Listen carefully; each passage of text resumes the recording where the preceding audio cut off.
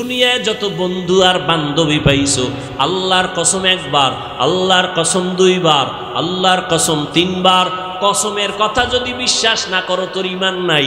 ওয়াল্লাহি বিল্লাহি তাল্লাহি কসম করে বলি, শুনে রাখরে যুবক, জীবনে যত বন্ধু পাইছো সব ধান্দাবাজ, স্বার্থপর। একমাত্র নিঃস্বার্থ তোর কলিজার বন্ধু এই জমিনে একমাত্র উলামায়ে কেরাম। আর সব ধান্দাবাজ, স্বার্থপর। স্বার্থে আঘাত লাগলে দল থেকেই নাম কাটবে না, কল্লা কেটে দিবে। কেমন দল করো, কেমন দল করো যে স্বার্থে আঘাত লাগলে নাম কাটবে না, কল্লা কাটবে।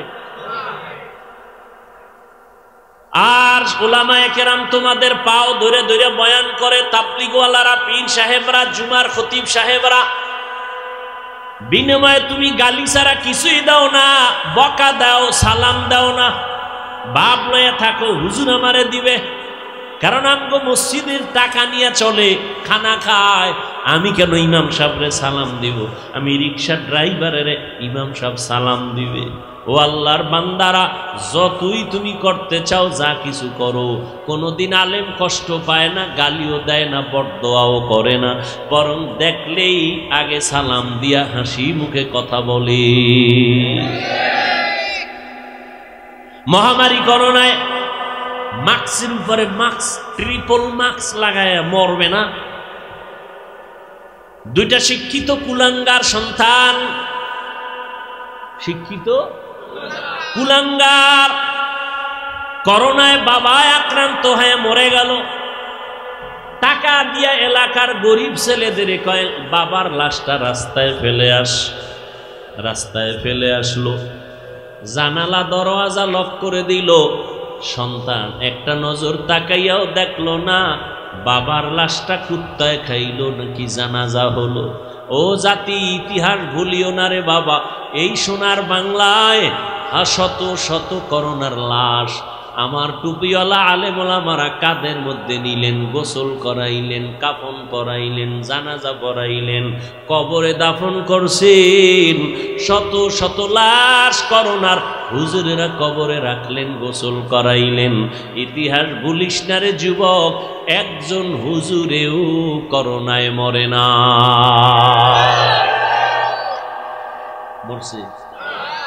করোনায় কত ব্যবসায়ীর ব্যবসা নাই, করোনার কারণে কত চাকরিজীবীর চাকরি নাই। স্কুল বন্ধ, কলেজ বন্ধ, ভার্সিটি বন্ধ, চাকরি বন্ধ, ট্রেন বন্ধ, গাড়ি বন্ধ, ফ্যাক্টরি বন্ধ, সব বন্ধ। একটা মাদ্রাসাও বন্ধ হয় নাই। উলামায়ে কেরাম, সরকার লক্ষ কোটি কোটি কোটি টাকা ব্যয় করিয়া র্যাব বানাইছে, আর্মি বানাইছে, পুলিশ বিডিআর বানাইছে, না বানায় নাই? এদের হাতে অস্ত্র দিছে, লাঠি দিছে, উল্টা পাল্টা করলে বেত্রাঘাত করো, দুর্নীতি বন্ধ করো, পারে নাই। পারছে? দুর্নীতিতে সোনার বাংলা চ্যাম্পিয়ন হয়ে গেছে। কিন্তু তাকাইয়ে দেখছো রে যুবক,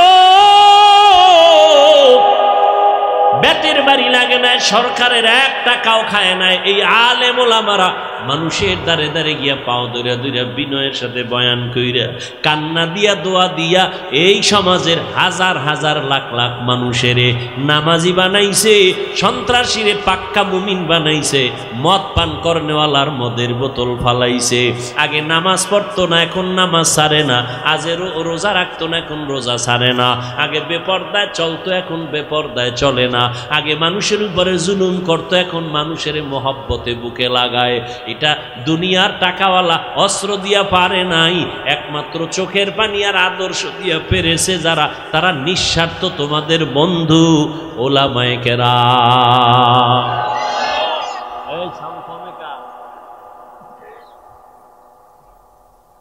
ভাইরা আমার, এখানে এক ওয়াজ চলতেছে আর ওদিকে আর এক ওয়াজ চলতেছে। শুরু হইতে হয় কে যে বয়ান করে আল্লাহ। মানুষের জ্ঞান, ওই যে বললাম বুঝ, মানুষের বুঝ। আমরা শিক্ষক দেখলে জুতা সোজা করমু, দোয়া নিমু, আবার কেউ শিক্ষক দেখলে গায়ে দিয়া পাড়া দিয়া যায়, গায়েও লাগে না। বুঝ কেউ অধীর আগ্রহে কষ্ট করে, কেউ বসা, কেউ দাঁড়ানো বয়ান শুনতেছে, হ্যাঁ, আর কেউ অন্য জগৎ নিয়ে চিন্তা আছে। কি পেটের ধান্দা আছে নি অনেক, তবারক, খিচুড়ি, হ্যাঁ, কি হেন কি হালুয়াটা কি, এত কথা।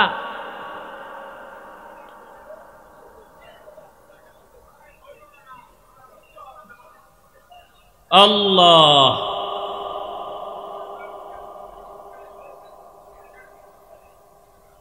আল্লাহ আমাদের সবাইকে হেদায়াত দান করে। হেদায়াত বড় কঠিন জিনিস। এই মিয়া পুলিশে, আর পুলিশের নাম লইলে ঝামেলা। পুলিশের উপর একটা আস্থা নষ্ট হয়েছে অনেকের, না? এই দোষ পুলিশের না, কোন পুলিশের দোষ না। কি যাও, এটা আপনারাও বুঝেন। পুলিশে আসামি ধইরা থানায় নিয়ে ভিডা দিছে। কি দিছে? আসামি কোনো কান্না নাই, হুদা চিল্লায়, কোনো কান্না। খুব খেয়াল করেন তো কথাটা। আর একজন আল্লাহর প্রিয় বান্দা স্টেজে বসে ওয়াজ করতেছে, 500 হাত দূরে বসে একটা যুবক কাঁদতেছে, ওরে মারলো কে? একটু বুঝো বাবা, জ্ঞান খাটাও। পুলিশে আসামি পিটায়, কাঁদে না। আর একজন আল্লাহর বান্দা বয়ান করে, 500 হাত দূরে বসে একটা যুবক হাউমাউ করে কাঁদে, আল্লাহ মাফ করে দাও, ওরে মারলো কে? একটু ব্রেন খাটাও, জ্ঞান খাটাও। কয়দিন আর বাহাদুরি করবা? মহামারী করোনায় কত তাজা লাশ চোখের সামনে চলে গেল, এমন একটা দিন নাই পানির নিচে, গাড়ির নিচে লাশের খবর নাই। কয়দিন আর বাহাদুরি করবি রে যুবক, কয়দিন আর বাহাদুরি করবা? যতই মাস্তানি করো, মরণ যেদিন আসবে কেউ তোমারে আর কাছে ডাকবে না, কাছে আসবে না। আল্লাহ পাক রব্বুল আলামিন বলেন, যালিকাল কিতাবু লা রাইবা ফীহি, এটা কোরআন এমন একটা কিতাব যার মধ্যে কোনো ভুল আছে? ভুল? 1500 বছর পর্যন্ত কত শত মহা ব্যক্তিরা আল্লাহর কোরআনের ভুল বের করার জন্য অপচেষ্টা করেছিল, পারে নাই। বরং বহু বিধর্মী কালেমা পড়ে কোরআনের কাছে মুসলমান হয়েছে। আমরা তো এখনো বলি কোরআন শরীফের একটা ভুল বের করে দাও, এটা তো আমরা সিন্ধুকে তালা মেরে রাখি নাই, এটা ওপেন। হিন্দু ভাই যদি বলে কোরআন পড়বো, আমি টাকা দিয়ে কিনে দিব, নাও তুমি পড়ো, কারণ এটা এমন একটা কিতাব যেটা ধরলে বরকত হয়, যেটা দেখলেও বরকত, যেটা পড়লেও বরকত হয়। যেই কথা শুনলে এত দিল কাঁদে, দুনিয়ার আর কোনো কবিতা এত দিল কাঁদে না। এই কালামে জিন্দা কুরআনে হাকিম, হিকমতে উলায়া জালাস্তু কাদিম। আল্লাহর কোরআনে কোনো ভুল আসেনি? এই যুবকেরা বলো বাবা, আল্লাহর কোরআনে কোনো ভুল আসেনি? আমাকে একটু জবাব দাও। এই কোরআন আল্লাহ পাক যে দিলেন, নবী বললেন 2 জিনিস ধরে রাখো, কোরআন আর আমি মুহাম্মদের আদর্শ। ও যুবক বাবারা, মদিনার নবীর আদর্শে টুপি বললাম, দাড়ি রাখলাম, নামাজ পড়ি, পর্দা করি, হালাল খাই, গালি দেই না। বলো আমগো সম্মান কমছে, তুমগো সম্মান বাড়ছে? হ্যাঁ, বরং সারা দুনিয়াতে মুসলমানের দুশ্মন। এর বড় 1500 বছর পরেও দেখো, যাদের কাছে নবীর আদর্শ আছে, এদের সম্মান এখনো কমে নাই। হিন্দুরাও সম্মান করে, মহব্বত করে, ভিন্ন ধর্মের মানুষেরাও মহব্বত করে, সম্মান করে। ও যুবক, আল্লাহর কোরআনের মধ্যে বলো, একটা ভুল যদি কেউ বের করে দাও, আমি এখন দাড়ি কেটে ফেলবো, নামাজ বন্ধ, সব জামা কাপড় ফালাইয়া প্যান্ট শার্ট টাই লাগায় নাচ গান শুরু করে দিব, পারবা? একটা ভুল বের করতে পারবা না রে বাবা। বরং এবার বলো, ওই কোরআন শরীফে জান্নাতের বয়ান আসেনি, জাহান্নামের বয়ান আসেনি? কে জান্নাতে যাবে কে জাহান্নামে যাবে তাও আমার আল্লাহ বয়ান করেছেন। আল্লাহ বলেন, আমি কোরআনটা কেন দিলাম? জান্নাতের পথ দেখাবে, ভালো পথ দেখাবে, তবে সবাইকে দেখাবে না। যারা আমার আল্লাহকে ভয় করবে, মুত্তাকি, তাদেরকে পথ দেখাবে। যারা আল্লাহর আযাবকে ভয় করবে তাদেরকে কোরআন পথ দেখাবে। পথ দেখানো মানে আল্লাহ তাদেরকে কুদরতি সাহায্যে হেদায়াতের দৌলত দিয়া মরার আগে জান্নাত দেখাইয়া তারপরে আজরাইলের হাতে জীবন দিয়া দিবে। ও আল্লাহর গোলাম, আল্লাহর ভয়, আল্লাহর ভয়, আল্লাহর ভয়। এখানে যত মানুষ আপনারা আছেন, আমি যদি প্রশ্ন করি আপনারা আল্লাহকে ভয় করেননি, সবাই দুহাত উঁচু করে বলবে করি। সবাই বলবে না? যে নামাজ পড়ে না সেও বলবে আল্লাহকে ভয় করি। যে পর্দা করে না সেও বলবে আল্লাহকে ভয় করি। বলবে না? বলবে না? আসলে আল্লাহর ভয় কি জিনিস সেইটাই বুঝি না। যেই সন্তান মা বাবারে ভয় পায় ওই সন্তান মা বাবার সামনে অপরাধ করে না। যেই ছাত্র শিক্ষকের ভয় পায় ওই ছাত্র শিক্ষকের সামনে অন্যায় করে না। ঠিক যারা আমার আল্লাহর আযাবের ভয় পায় তারা আমার আল্লাহরে কখনো ধোঁকা দিয়া গুনাহ করবে না।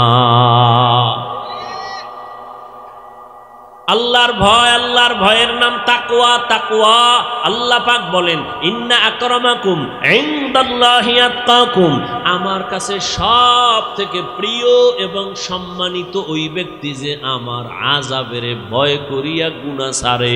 কি ছাড়ে? গুনাহ ছাড়ে। আমার ভয়, আযাবের ভয়। ও যুবক, তোমার আল্লাহ আমার আল্লাহ দুই না এক? তোমার আমার নবী, এই তাল মিলাইও না, বুঝা কইও।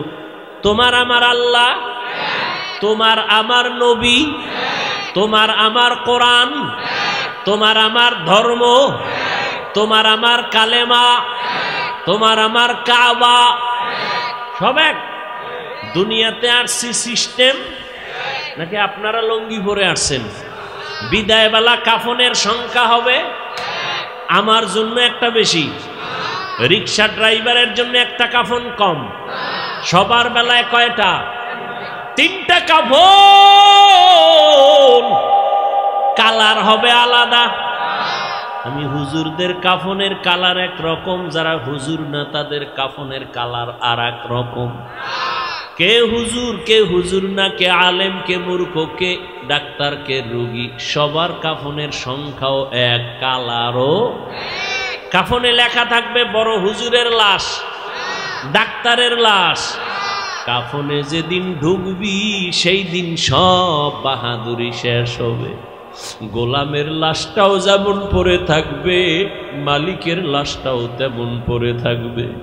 আমি বক্তার লাশটাও যেমনে পড়ে থাকবে, তুমি শ্রোতার লাশটাও তেমন পড়ে থাকবে। কাফনে লেখা থাকবে না হাফিজুর রহমানের লাশ। কবরের সাইজও হবে না আলাদা? আপনাদের এলাকার মানুষ অনেক লম্বা, এই জন্য কবর হবে 6 হাত। কবরের সাইজও হবে এক।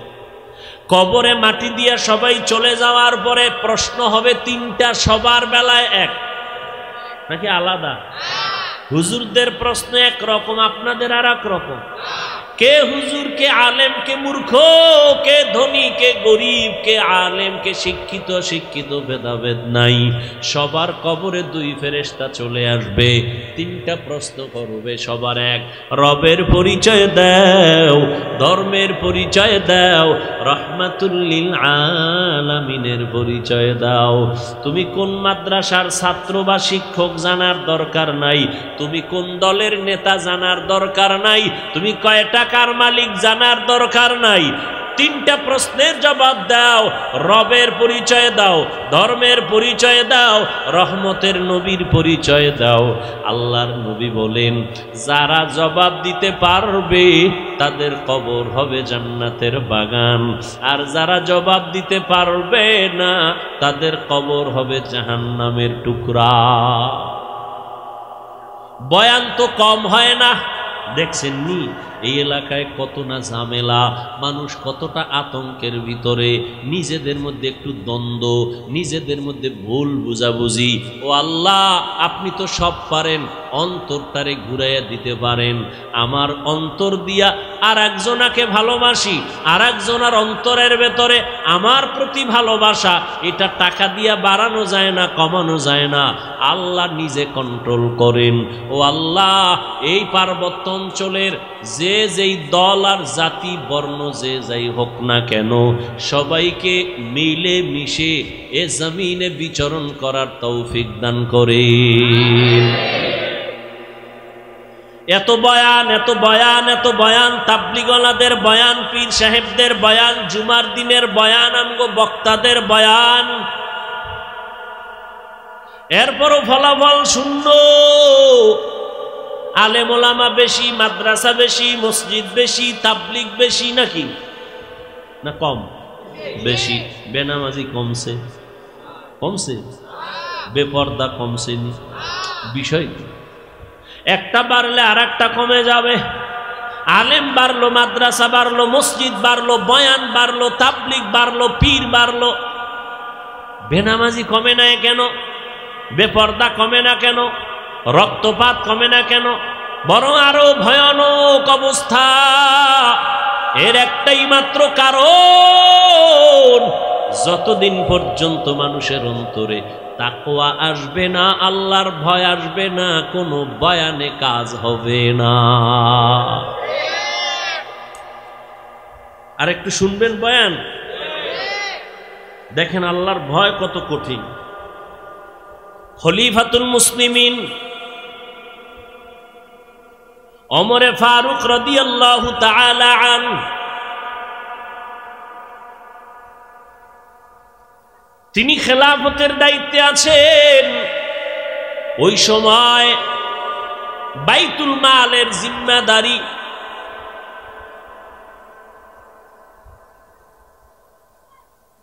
আবু ওবায়দা ইবনুল জাররাহ রাদিয়াল্লাহু তাআলা আনহুকে দেওয়া হলো। খুব খেয়াল করেন,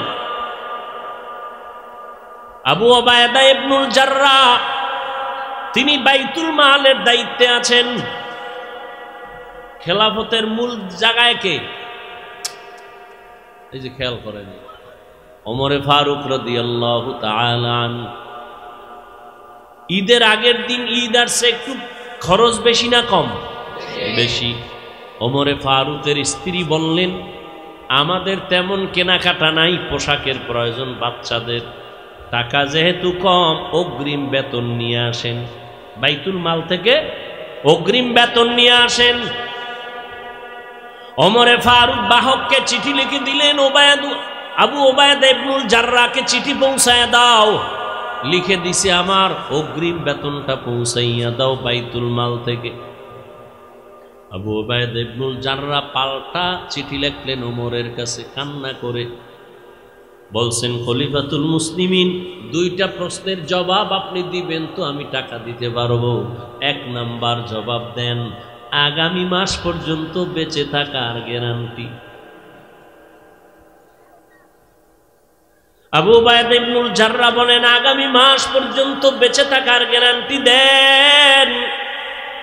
দ্বিতীয় প্রশ্ন, আগামী মাসে যে আপনি থাকবেন, এখন যে খেলাফতের দায়িত্বে আছেন, আগামী মাসে থাকবেন কিনা খেলাফতে, জনগণ রাখবে কিনা গ্যারান্টি দেন। কি আপনি তো ভাবছেন থাকবেন, কিন্তু জোহরের আগে হেলিকপ্টারে যাওয়া লাগবে, তখন কি উপায়? কথা মাওলাই পারেনি।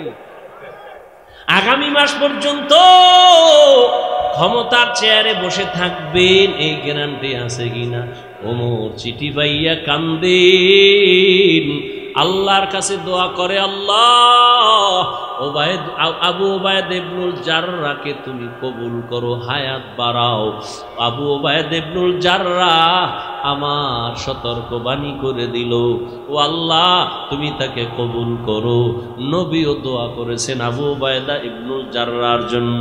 আল্লাহর ভয় যদি অন্তরে না থাকে এটা সম্ভব না। ওমরের খেলাফত চলতেছে, হঠাৎ দেখেন হযরত ওমর দুই বড় এক ব্যক্তি দুইজন একটা বাচ্চা বালককে নিয়ে আসতেছে, হেঁচড়ায় টানতে টানতে আদালতে। ওমর বলে, এই বাচ্চাটা বালকটাকে কেন নিয়ে আসছো? দুই ব্যক্তি বলে, আমরা বিচারের দাবি নিয়ে আসছি। কি? বালক আমার আব্বাকে মেরে ফেলেছে। খেয়াল করেননি? আমার আব্বাকে মেরে ফেলেছে। ওমর ডাক দিয়া কয়, রে বালক, এই দুই মানুষ ভাই, ওর বাবারে মারছো কিনা? বলে, হ্যাঁ মেরেছি, তবে আমি ইচ্ছা করে মারি নাই। আমি রাখাল, আমার পালিত উটের উপরে এসে একটা পাথর নিক্ষেপ করেছিল, যে কোনো কারণে আমার উট মরে মরে যাবে অবস্থা, আমি রাগ করে পাথরটা উল্টা আবার মারছি, তার মাথায় গিয়া লাগছে, সে মারা গেছে। ওমর বললেন, এখন তোমার ফয়সালা হয়ে যাবে। কি হবে? তোমার গর্দান উড়ায় দিতে হবে, এটাই ফয়সালা। বালক কয়, আমারে 3 দিনের একটু সময় দেন, আমার একটা মনের আশা। বলে, কি? বলে, আমার এক ভাই আছে বাড়িতে, গোপন জায়গায় আমার কিছু সম্পদ আছে, আমার ভাই জানে না, আমি গিয়া সম্পদটা ভাইয়ের হাতে বুঝাইয়া এরপরে চলে আসব। কয়দিন? 3 দিন। ভালো করে খেয়াল করেন, 3 দিন। ওমর বলে, তুমি যে বাড়ি গিয়ে আবার ফেরত আসবা, তার গ্যারান্টি কি? একজনারে যদি জিম্মাদারি বানায় দেও, তোমারে ছাইরা দেব। যদি তুমি সময় মতো না আসো, তোমার জিম্মাদার যে হবে তার কল্লা ফালাবো, এটাই হবে বিচার। এবার বালক ডাক দিয়া কয়, আমার ভাই কাছে আমানতটা দিয়ে আসবো। একজন জিম্মাদার কে আছে এই আদালতে? কেউ দাঁড়ায় না, কেউ রাজি হয় না। শেষ পর্যন্ত নিরুপায় বালক, এবার তাকে ফাঁসির মঞ্চে নিয়ে যাবে। হঠাৎ খলিফাতুল মুসলিমিনের পেছন থেকে একটা হাত উঁচু হয়ে গেল। কে হাত উঁচু করেছেন? রহমতের নবীর কলিজার এক সাহাবী আবু যর গিফারি রাদিয়াল্লাহু আনহু।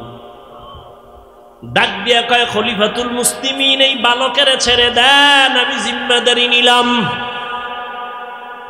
এবার আবু যর জিম্মাদার হয়ে গেলেন। 3 দিন পরে বালক আসবে, না আসলে আবু যরের কল্লা যাবে। একদিন চলে গেল, বালকের খবর নাই। দ্বিতীয় দিন চলে গেল, বালকের খবর নাই। তৃতীয় দিন চলে যাবে ভাব, বিকাল বেলা সূর্য গড়াইয়া পশ্চিমস্ত যায়। তখন আবু যরকে বলা হলো, আর ওই বালক আসবে না, তুমি ফাঁসির মঞ্চে যাওয়ার জন্য প্রস্তুতি নাও। আবু যর রেডি হয়ে গেলেন। ইসলাম। আবু যর রাদিয়াল্লাহু আনহু রেডি হয়ে গেলেন। নিরুপায়, বালক আসবে না, ধোঁকা দিল নাকি? আবু যর বলে, একটু অপেক্ষা করো, মাগরিবের আজান হওয়া পর্যন্ত একটু সময় দেখি, না আসলে আমারে মারো। মাগরিবের আজান দেওয়ার আগ মুহূর্তে দেখে বালক দৌড়াইতে আছে। বালক দৌড়াইয়া মঞ্চে হাজির। বালক হাজির যখন হয়ে গেল, ওমর ডাক দিয়া কয়, রে বালক, তুই তো না আসলেও পারতি, মরার জন্য এইভাবে আনন্দে কেন আসছো? ইসলামের মর্যাদা ঠিক রাখার জন্য আসছি। কারণ আমি যদি আবু যরের মাথায় বিপদ ফালাইয়া যদি না আসতাম, দুনিয়ার সব ভিন্ন ধর্মের মানুষেরা বলতো ইসলাম ধর্মটা কি এমন, একজনের বিপদে ফালাইয়া নিজে পালায় গেছে। এই কথা যেন কেউ বলতে না পারে, এই জন্য আমি আসছি। ওমর বলে, আবু যর, কেউ জিম্মাদারি নিল না, বালকের জিম্মাদার তুমি হইলা কেন? আবু যর ডাকতি সময় যেন কেউ এ কথা বলার সুযোগ না পায় যে মুসলমান বিপদে পড়ছে, তার সাহায্য চাইল, কেউ তার সহযোগিতায় আগাই আসলো না। এটা কেমন ধর্ম? এই কথা যেন বলতে না পায়, এই জন্য আমি সহযোগিতায় দাঁড়ায় গেছি। বিচার চাইছে কারা? ভুলে গেছে। ওই দুই ভাই চিল্লায় কয়, ফাঁসি লাগবে না, লাগবে না, আমরা দোনো ভাই তারে মাফ করে দিলাম। খলিফাতুল মুসলিমিন বলে, মাফ করলা কেন? তখন ওই দুই ভাই ডেকে বলে, আমরা মরে যাব, পরবর্তী সময় যেন এই কথা কেউ তোকমা লাগাইতে না পারে ইসলামের উপরে, দ্বীনের উপরে, যে মুহাম্মদের ধর্ম এমন, কেউ মাপ চাইছে কিন্তু মাপ দেওয়া হয় নাই, এমনটা যেন বলতে না পারে। বালক ক্ষমা চাইছে, ওমর নিজে বালকের পক্ষ থেকে ক্ষমা চাইছে, আমরা দিছিলাম না, এখন আমরা ক্ষমা করে দৃষ্টান্ত কায়েম করলাম। আমরা বিচারের বদলে বিচার না, ক্ষমা, এটা মহৎ লক্ষ্য। ইসলাম কি শিখায় আর আমরা কি শিখি? আমারে যদি কেউ কয় 12টা বাজাবো, আমি বলি রেডি থাক, আমি 13টা বাজাবো। এই তো আমাদের মুসলমানিত্ব রে বাবা। অন্যের সাথে কেমন আচরণ করব এটা তো দূরের কথা, নিজেদের সাথে সাপ বেজির লড়াই। এজন্য আমি শুরুতেই রসুলের হাদিস বলেছি, আল্লাহর ভয়, নিজের ছোট মনে করো। আল্লাহ কোরআনে বলেন, যালিকাল কিতাবু লা রাইবা ফীহ, এটা এমন একটা কিতাব যার মধ্যে ভুল নাই, আর জান্নাতের পথ তাদেরকে দেখাবে যারা আল্লাহরে ভয় করে। আল্লাহর ভয় এত দামি একটা ভয়, হযরত ওমর দিনের বেলা আদালতে বিচার আচার করেন, রাতের বেলা ঘুমায় না। তাহাজ্জুদের টাইমে বের হয়ে গেছে এলাকায় ঘুরে, আমার প্রজাদের কি হালাত। হঠাৎ করে জঙ্গলের পার্শ্বে দেখে একটা ছোট ঘরের মধ্যে কথার আওয়াজ। ওমরে ফারুক রাদিয়াল্লাহু তাআলা আনহু গোপনীয়তা রক্ষা করে আস্তে করে ঘরের পার্শ্বে দাঁড়ায়, শুনে মা আর মেয়ে কথা বলে দুইজনে। মা বলে, আজকে উটের দুধ কম হয়ে গেল, পানি বেশি দিয়া বাজারে বিক্রি করতে নিবি। মেয়েটা ডাক দিয়া কয়, আম্মা না, খলিফাতুল মুসলিমিন ওমরের পক্ষ থেকে নিষেধ, দুধের সাথে পানি মিশানো যাবে না। মায়ে কয়, খলিফাতুল মুসলিমিন কি আসেনি, সে কি দেখবেননি, সে তো এখন ঘুমায়। মেয়েটা ডাক দিয়া কয়, রে মা, খলিফাতুল মুসলিমিন যদিও দেখবে না, আল্লাহ তো দেখবেন, ফাঁকি দেওয়া যাবে না। ওমরে ফারুক রাদিয়াল্লাহু তাআলা আনহু কথা শুইনা গোপনে চলে গেছেন, কান্না করতে করতে চলে গেলেন। পরের দিন আদালতে ওই মেয়ে মাকে ডাকলো। ওমরে ফারুক ডাকিয়া কয়, এই মা, তোমার কন্যাটার এত সুন্দর বিশ্বাস আর আল্লাহর ভয়, এই জমিনে এত তাকওয়াওয়ালা মেয়ে পাওয়া বড় কঠিন। মা, তুমি যদি রাজি হও, আমি ওমরের ছেলের জন্য তোমার মেয়েটাকে বিবাহের বন্ধনে নিব।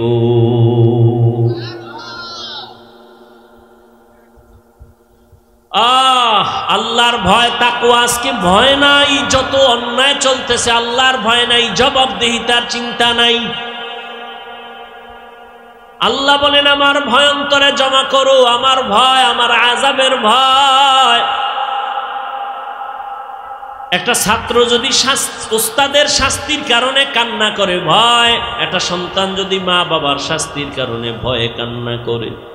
ওরে সাহাবায়ে কেরামরা, যাদেরকে আল্লাহ জান্নাতের গ্যারান্টি দিলেন, তাদের ইতিহাস পড়ো, মৃত্যু পর্যন্ত শুধু কান্নার আওয়াজ। আল্লাহর আদালতে কেমনে দাঁড়াবো? ও আল্লাহর বান্দারা, আল্লাহ পাক রব্বুল আলামিন আমাদেরকে আকল দান করলেন, বুদ্ধি দিলেন, ভালো মন্দ যাচাই করার সুযোগ দিলেন। ও আল্লাহর বান্দা, ও যুবক বাবারা, আমি তোমাদেরকে যত বয়ান দিলাম, আমি কিন্তু বলি নাই হুজুর হও, পাগড়ি লাগাও, তসবিহ হাতে লাগাও, স্কুল ছেড়ে দাও, কওমি মাদ্রাসায় যাও, একবারও বলি নাই। বরং আমি তোমাদের সান্ত্বনা দিয়া বলি, বাবা স্কুলে বড় বাধা নাই, কলেজে বড় বাধা নাই, চাকরি করো বাধা নাই, মা বাবার খেদমত করো, দোয়া নাও। ও আল্লাহর বান্দা, উলামায়ে কেরামের পরামর্শ নিয়া নবীর তরিকায় চলো। তুমি ডাক্তার হও, ইঞ্জিনিয়ার হও, প্রফেসর হও, কোনো বাধা নাই রে বাবা। তবে দাবি আমার বেয়াদব হইবা না। তোমার ব্যবহারে যেন মা বাবা কষ্ট না পায়, তোমার আচরণে আলেমরা কষ্ট যেন না পায়, তোমার ব্যবহারে মুরব্বীরা যেন কষ্ট না পায়। ও যুবক বাবারা, আজকে আমিও তো তোমার মতো প্যান্ট শার্ট টাই লাগায় দাড়ি কাইটা রাস্তায় যদি ঘুরতাম, কেউ আমারে বাধা দিত না। টুপি মাথায় দিলে মাথাটা গরম লাগে, তোমার থেকে কম বুঝি না। দাড়ির কারণে যৌবনের ভাব চলে যায়, কম বুঝি না। লম্বা জামার কারণে শরীর গরম লাগে, তাও বুঝি। তারপরও কেন দাড়ি ফালাই না, কেন টুপি ফালাই না রে বাবা? একমাত্র কারণ, একটু আগেও তোমাদের থেকে স্বীকৃতি নিলাম যুবক, আল্লাহর কোরআন সত্য, আল্লাহর নবীর কথা সত্য। ও যুবক বাবারা, তোমার মতো কত যুবক তাকায় দেখো, জীবনে কোনোদিন মাদ্রাসায় পড়ে নাই, স্কুল কলেজে পড়ে, জেনারেল লাইনে পড়িয়াও নামাজ পড়ে, মা বাবার সাথে ভালো ব্যবহার করে, আছে না নাই? তুমি তোমাকে জিজ্ঞাসা করো, তুমি কেন পারো না? তোমার মতো যুবক রাস্তায় গাড়ি চালায়, টাইম মতো নামাজ পড়ে নাই। তুমি তোমাকে বলো, তুমি কেন পারো না? আমি তো তোমাকে হুজুর হইতে বলি নাই, আমি তোমাকে কওমি মাদ্রাসায় যেতে বলি নাই, আমি তোমাকে তাবলীগ করতে বলি নাই। বলো, তোমার মতো যুবক সন্তানটা রাস্তায় গাড়ি চালায়, নামাজ ছাড়ে না। তোমার মতো যুবক বাবা নদীর মধ্যে মাছ ধরে, নামাজ ছাড়ে না। কৃষি কাজ করে, নামাজ ছাড়ে না। শ্রমিকের কাজ করে, নামাজ ছাড়ে না। তুমি কেন পারো না? র্যাব, আর্মি, পুলিশ, বিডিআর এর চাকরি করে, নামাজ ছাড়ে না। তুমি কেন পারো না রে বাবা? ও আল্লাহর বান্দা, কি ভাবছো মনে হয় আল্লাহর কোরআন কি মিথ্যা মনে করেছো? না না, মিথ্যা না। ও যুবক বাবা, আল্লাহর কোরআনে সব কিছু বলে দিছেন। ও আল্লাহর গোলামেরা, মনটাকে একটু বুঝাও। তোমার আমার মতো যুবক যদি স্কুল কলেজে পড়িয়া নামাজ পড়ে, তুমি আমি কেন পারবো না? ও বৃদ্ধ বাবাজিরা, আপনাদের মতো বুড়া মানুষ মসজিদে গিয়া নামাজ পড়ে 5 বেলা, আপনি কেন পারবেন না? ও পর্দার আড়ালের মা বোনেরা, আপনাদের মতো কত মা বোন স্বামীর মাল হেফাজত করে, 5 ওয়াক্ত নামাজ পড়ে, মোবাইলে সময় নষ্ট করে না। ও মা, আপনাদের এত সম্মান, এত মর্যাদা, আপনারা এক সময় নতুন শাড়ি পরিয়া কত আনন্দ করিয়া স্বামীর ঘরে আসছেন। একদিন এমন সামনে আসবে, সাদা কাফন পরিয়া কবরের দেশে যেতে হবে রে মা। সন্তান মা মা বলে কাঁদবে, মা আপনার জবানে কোনো আওয়াজ হবে না। এরে আম্মা জান, আপনাদের এত মর্যাদা আল্লাহ দিলেন, আপনারা নবীদের মায়ের মতো মা, সাহাবায়ে কেরামদের মায়ের মতো মা। এই স্টেজে 5টা সন্তানের মাথায় পাগড়ি দেওয়া হলো, ওরা কোরআনের হাফেজ হয়ে গেছে। ও মা, আপনার কি মনে চায় না আপনি একটা ভালো সন্তানের মা হবেন? আপনার সন্তান ডাক্তার হবে, তবে বেয়াদব হবে না। আপনার সন্তান ইঞ্জিনিয়ার হবে, তবে বেয়াদব হবে না। আপনার সন্তানের দ্বারা কোনো আলেম কষ্ট পাবে না। আপনার সন্তানের আচরণে কোনো মা বাবা মুরব্বীরা কষ্ট পাবে না। এমন একটা আদর্শ সন্তান যদি চান, তাহলে আপনাকে আদর্শবান হতে হবে, আপনার ব্যবহার চরিত্র সুন্দর রাখতে হবে। ও আম্মা জানেরা, এখনো সময় আছে, তওবা করে নেন। মরণের পরে কবরে গেলে কেউ আপনার আর আপন থাকবে না। ও যুবক বাবারা, আল্লাহর কাছে মনে মনে তওবা করো, আর বলো, হে মালিক, জীবনে শয়তানের ধোকায় কম গুনাহ করি নাই। ও আল্লাহর বান্দারা, আজকে আমার ডানে বামে বন্ধু বান্ধবের অভাব নাই, কিন্তু মরণ যখন আসবে আমার গায়ের গেঞ্জি জামা আমার আপনজনেরা বেলেট দিয়া কেটে কেটে রেখে দিবে, সাদা কাফনের প্যাকেট বানাইয়া এমন জায়গায় কবরে রাখবে যেখানে দিনের বেলাও যাইতে বড় ভয় লাগে। এই চোখের সামনে কত যুবকের লাশ দেখলাম আর জানাজা পড়াইলাম। ও যুবক, ঘুমের বিছানায় তো কত যুবক মরিয়া যায়, তুমি যে ঘুমাইতে যাও তোমার কি ভয় লাগে না ঘুমের মধ্যে যদি আজরাইল আইসা হাজির হয় আর তুমি উঠতে পারবা না? ও যুবক বাবা, এখনো সময় আছে, তওবা করে নেও, আল্লাহর আযাব সইতে পারবা না রে বাবা। এত আমল, এত নামাজ, এত রোজা, এত সুন্দর ইখলাস আর তাকওয়া সাহাবায়ে কেরামরা করার পরও তারা মৃত্যু পর্যন্ত কান্না করেছেন। আবু বকরের কান্নার আওয়াজ, ওমরের কান্নার আওয়াজ, ওসমান রাদিয়াল্লাহু তাআলা আনহুর কান্নার আওয়াজ। আল্লাহর আদালতে কেমনে দাঁড়াবো? ও বাবারা, তোমার আমার মায়ার নবী, যে নবীর কোনো গুনাহ নাই, সেই নবী পর্যন্ত হাসরের মাঠের কথা স্মরণ করে কান্না করতেছেন। আম্মা জান আয়েশা রাদিয়াল্লাহু আনহা বলেন, নবী আপনি কাঁদেন কেন? কিয়ামতের ভয়ানক অবস্থার জন্য কান্না করি, আমার উম্মতের কি উপায় হবে হাসরের মাঠে? নবীরা পর্যন্ত বেকারার হয়ে কাঁদবেন, উম্মতের কথা ভুলে যাবেন, আমার উম্মতের কি উপায় হবে সেই সময়? আমার উম্মতেরা কোথায় চলে যাবে? আমার উম্মত জাহান্নামে যদি যায়, আমি নবী জান্নাতে যেতে পারবো না। ও নবীর আশিক, নবী যদি কান্না করতে পারেন হাসরের ভয়ঙ্কর অবস্থার কারণে, তোমার আমার কপাল এত খারাপ, গুনার কারণে দিলটা পাথর, এ কারণে চোখে পানি নাই, গুনার কারণে হাত না পাক, চোখ না পাক, জিহ্বা না পাক, অন্তর না পাক। এখনো সময় আছে, তওবা করে নেও, আল্লাহকে মনে মনে ডাকো আর বলো, হে আল্লাহ, এই ময়দানে আমার মতো গুনাহগার আর কেউ নাই রে আল্লাহ। চোখের দ্বারা, হাতের দ্বারা, জবানের দ্বারা কত গুনাহ করেছি, আমার ভাই, আমার মা, আমার বোনেরা কেউ আমার গুনার খবর জানে না। যদি জানতো, কেউ আমাকে আর সমাজে ডাকতো না, সম্মানের চোখে দেখতো না। ও আল্লাহ, আপনি জানেন আমি কত বড় জাহান্নামের আসামি, গুনাহগার। আপনি জানার পরেও রাগ করিয়া সম্মানের চেয়ার থেকে ফালাইয়া দেন নাই, খানা বন্ধ করেন নাই, বাতাস বন্ধ করেন নাই, সূর্যের আলো বন্ধ করেন নাই। দুনিয়াতে একবার, দুইবার, তিনবার অন্যায় করলে পুলিশ ধরিয়া নিয়ে যায়, জেলখানায় দেয়, কত রিমান্ডে দেয়। ও আল্লাহ, আপনি তো একবারও বিপদে ফালাইলেন না। আজকে তওবার নিয়ত করতেছি, জীবনে আর গুনাহ করব না, দাড়ি কাটবো না, বেপরদায় চলবো না, মা বাবাকে কষ্ট দিব না, উলামায়ে কেরামের পরামর্শ নিয়া নবীর তরিকা মানিয়া চলবো, 5 বেলার নামাজ যথাসময়ে আদায় করব। তওবার নিয়ত যদি করতে পারো ভাই, আমার মাওলার কাছে গোপনে বলো, মরিয়া গেলে যাব, হায়াতের মালিক আমার আল্লাহ, রিজিকের মালিক আমার আল্লাহ। মরিয়া গেল আর নামাজ ছাড়বা না, বেপরদায় চলবা না, দাড়ি কাটবা না, মা বাবাকে কষ্ট দিবা না, নবীজির তরিকা মেনে উলামায়ে কেরামের পরামর্শ নিয়ে চলবা, আল্লাহর ভয় তাকওয়া অন্তরে জমাইবা। যদি তওবা করার মতো কারো অন্তর তৈরি হয়, কোনো মুনাফিকি দুর্বলতা না থাকে, যাদের অন্তরে খাঁটি তওবার নিয়ত আছে, দুটো হাত আল্লাহকে দেখাইয়া দাও। আয় আল্লাহ, আমাদের হাতগুলো কবুল করে নেন, তওবা কবুল করে নেন আল্লাহ।